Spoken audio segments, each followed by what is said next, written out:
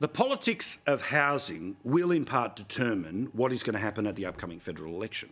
When it comes to things like renters, the Greens, that's how they think they're going to be able to get the Labor Party, for people who believe that we should be cutting back on immigration and maybe even holding back on foreign buyers. Well, that's where the Liberal Party is going to come and get them. But one thing that is absolutely creating quite the concern for the government is interest rates.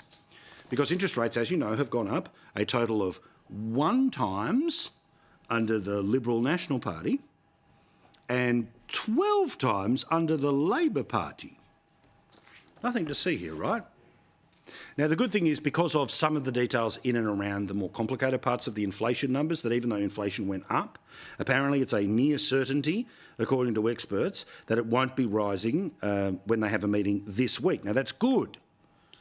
But if anyone wants to turn around and please, if the media runs this garbage, relief for homeowners because interest rates didn't go up, guess what? They need a lot more than it not getting worse to be defined as relief.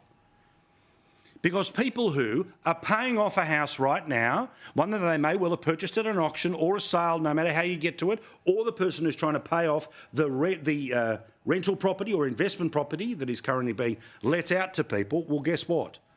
The increases in the amount that they are paying in their mortgages is astronomical. In fact, Australia's supersized mortgages climbed $154 a day.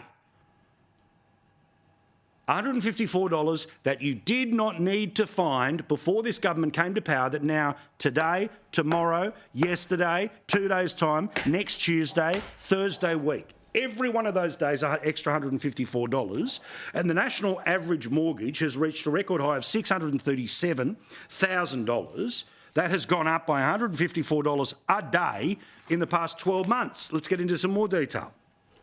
Ahead of the Reserve Bank meeting, the figures from the Bureau of Statistics, which were released on Friday, geez, what a surprise, hidden on a Friday, they showed that the average mortgage had increased by $56,000 last financial year.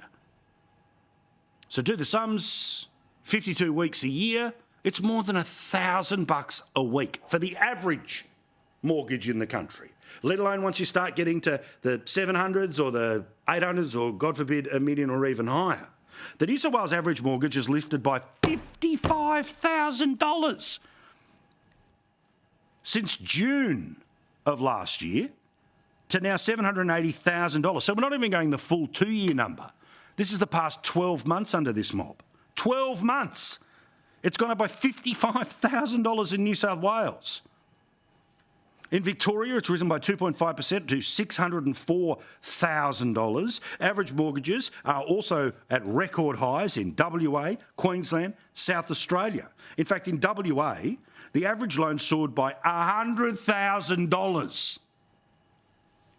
And so on and so on. But for first home buyers, by the way, their mortgages have gone up $37,000. So, interest rates and the increasing of them is a direct link to millions of people feeling the financial squeeze.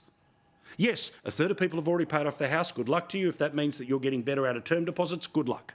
But again, 2/3 of the country rent or are paying off their own house, meaning somebody else is paying off the house that you are renting, most likely. Mortgages have gone up by that amount in the time Labor has been in power, and that's just for the past 12 months. Don't you love how the media turn around and say that, oh, it's the next rate rise that's the problem? No, what about the last 12? You want to throw them all in? The last 13. Oh, but this issue's so small and nobody cares about it because it's not as exciting as a reshuffle. Seriously. So, when do things go down? According to the ABC, they rang around to a few people who are in private enterprise, unlike them. They claim in the ANZ that they will be going down next year, in February.